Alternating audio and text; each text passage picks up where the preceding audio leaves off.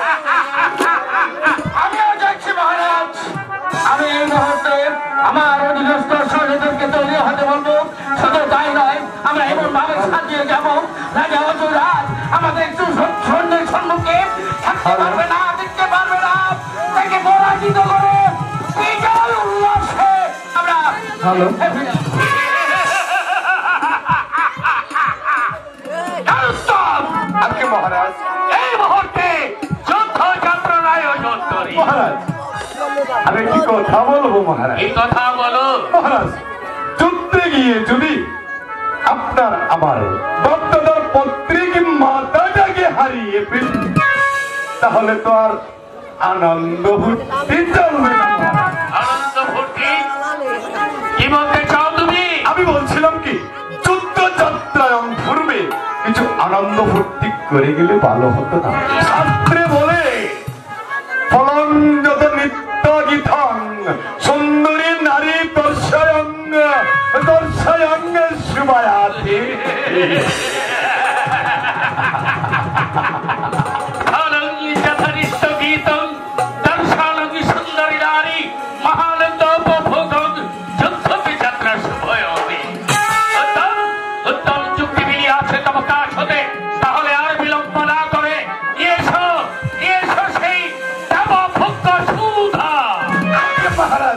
আমি তাই করি।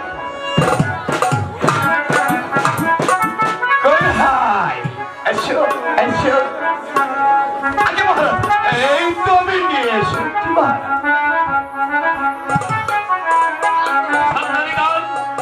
আমি যাব শান্তিপুর অধিপতি রাজা জয় সিংহের পরাজিত করতে। যুদ্ধ যাত্রার পূর্বে তোমাদের রূপর নিরীক্ষণে আমার দেহ মনকে আন্দোলিত করে তোল।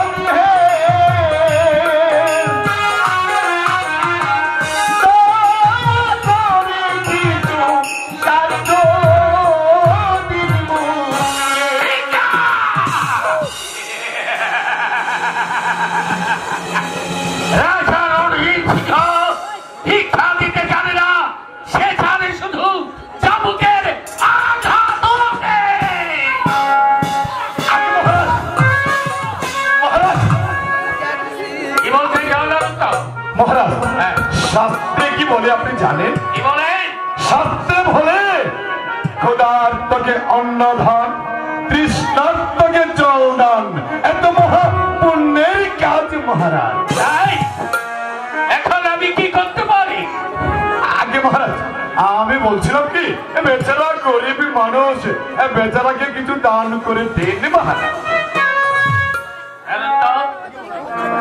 ক্ষুধার্তকে অন্নদান, তৃষ্ণার্তকে জল দান, এ মহাপুণ্যের কাজ। হ্যাঁ মহারাজ।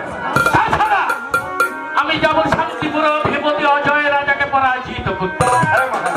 যুদ্ধযাত্রার পূর্বে কিঞ্চিত পুণ্যার্জন করে যাওয়া মঙ্গলজনক, তাই না? আগে মহারাজ। তবে তব কাছে উত্তম যুদ্ধে মিলিয়ে আছে মহারাজ তবে যাও,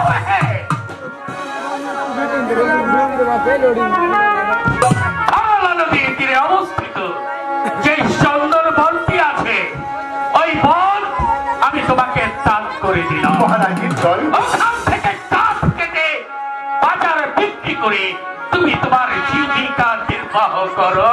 মহারাজ আগে মহারাজ পশ্চাৎগামী হন।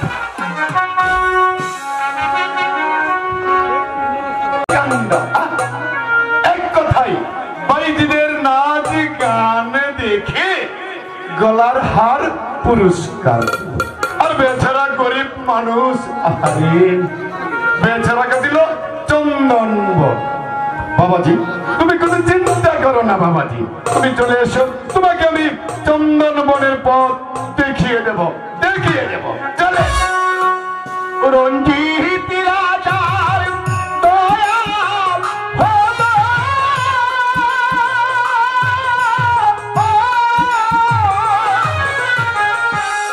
ওদের চাচা আমি গরিব ওই কি ভগবান হে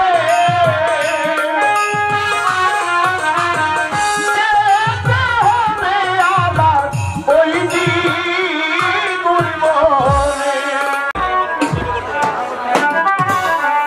পিতা ধর্ম, পিতা স্বর্গ, পিতা হি মন্তব, পিতরে প্রতিমা পণ্যে বিয়ন্তে স্বর্গ দেবতা। অগো পিতা তুমি স্বর্গ থেকে আমাকে আশীর্বাদ করো পিতা, আমি যেন তোমার গুরু দায়িত্ব অক্ষরে পালন করতে পারি, আমি যেন পারি তোমার প্রজাদের সুখী সুখী হতে, আমি যেন পারি তোমার প্রজাদের দুঃখে দুঃখী হতে, আমি যেন পারি তোমার সকল প্রজাদের মুখে সদা সর্বদা হাসি ফুটিয়ে তুলতে। নমস্তে পিতা, নমো নমো নমো। কে আছিস? রানীকে পাঠিয়ে দে।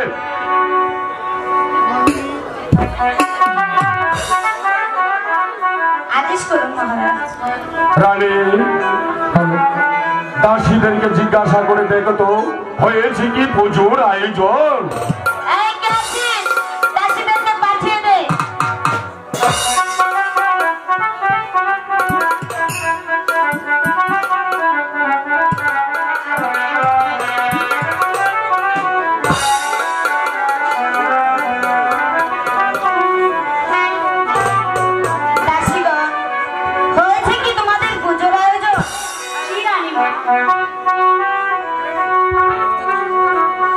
শুনে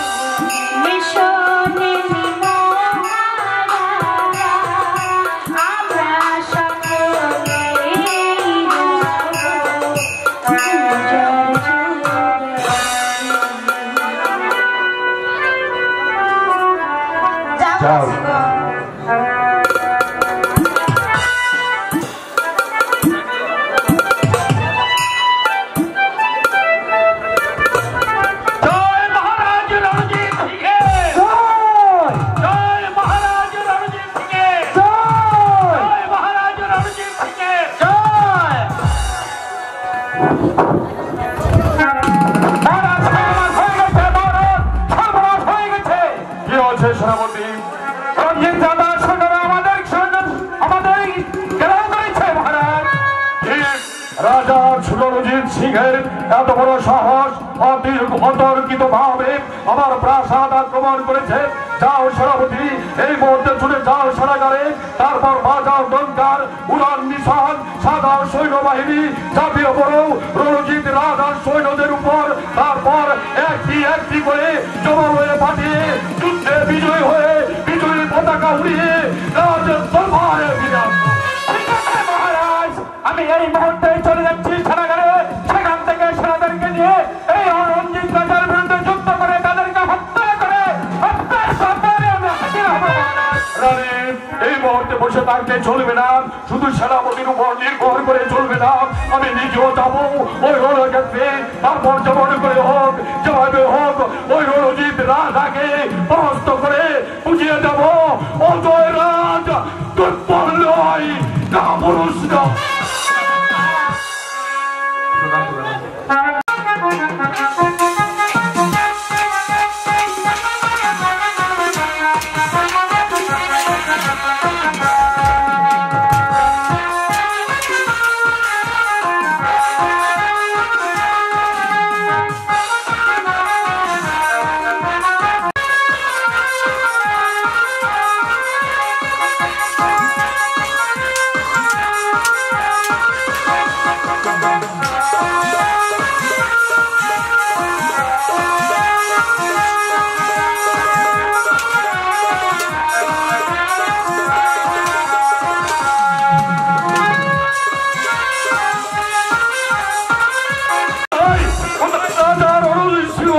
সাহস থাকে তো আমার সম্মুখে এসে দাঁড়াও।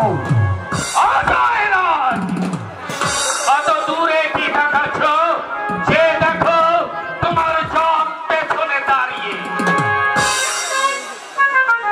অজয় রাজ, শুনিয়াছিল তোমাকে বিরক্ত কথা তব, তাই তো এসেছি সেনা দল লয়ে তোমার শক্তি পরীক্ষা করিবার তবে। কিন্তু কই হে রাজা, একটি প্রাণীও তো নেই তোমাকে রক্ষা করিবার। বলো রাজা, তুমি স্বেচ্ছায় আমার বন্দিত্ব স্বীকার করবে না বন্দি করিব তোমায়? রাজা রণজিৎ সিংহ, তুমি অতর্কিত ভাবে আমার প্রাসাদ আক্রমণ করেছ। আমি নয় শক্তিহীন, আমি নয় দুর্বল, আমি নয় দুধের বাচ্চা। বিনা যুদ্ধে আমি তোমার বন্দিত্ব স্বীকার করব না।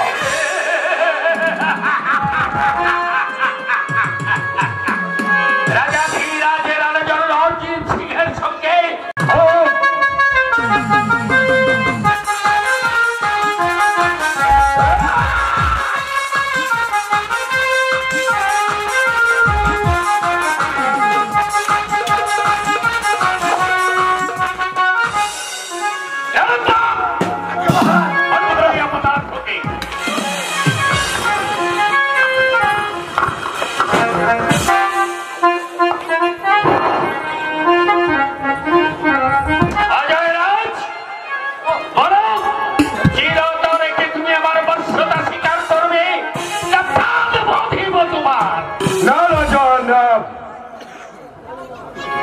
বন্দি বন্দি আজ আমি তোমার হাতে, তুমি যা আদেশ করবে আমি তাই অবনত মস্তকে পালন করব।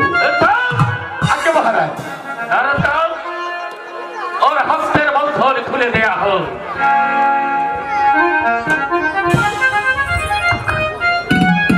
এসো রাজা, হিরোপান করিয়াছ তুমি, তাই আমি তোমাকে মুক্তি দিলাম। বসই সিংহাসনে। আজ্ঞে মহারাজ। রাজ মুকুট পরিয়ে দাও। আজ্ঞে মহারাজ।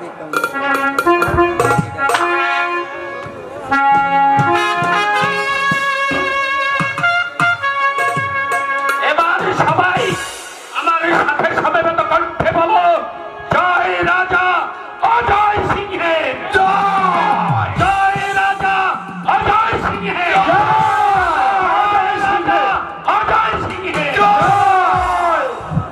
এবার তোমরা সবাই আমার সাথে কণ্ঠে কণ্ঠ মিলিয়ে বলো, জয় রাজা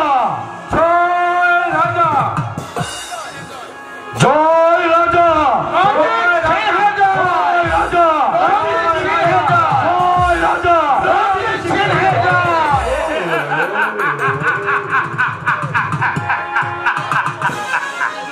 অজয় রাজ, তুমি আমার বর্ষতা স্বীকার করলে, তবে আমার আদেশ পালনে তুমি চিরবাধ্য থাকবে।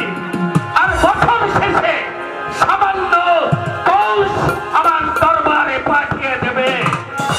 অবশ্যই পাঠিয়ে দেব রাজা। তাহলে আর বিলম্ব না করে আমাকে নগর তোরণ পর্যন্ত পৌঁছে দাও। আমি বলছিলাম যে রাজা, আজকের রাতটুকু না হয় আমার এখানে আতিথ্য গ্রহণ করে যা। যুদ্ধ যাত্রায় এসে আতিথ্য গ্রহণ করা সমীচীন নয়। আরেকদিন এসে আমি তোমার আতিথ্য গ্রহণ করব। আমাকে নগর দ্বার পর্যন্ত পৌঁছে দাও। তাই শোনো রাজা, আমি তোমাকে কিছু পথ এগিয়ে দিয়ে আসি। নরোত্তম, আগে মহারাজ। মন্ত্রীবর, সৈন্য সামন্তদের আদেশ দিয়ে দাও।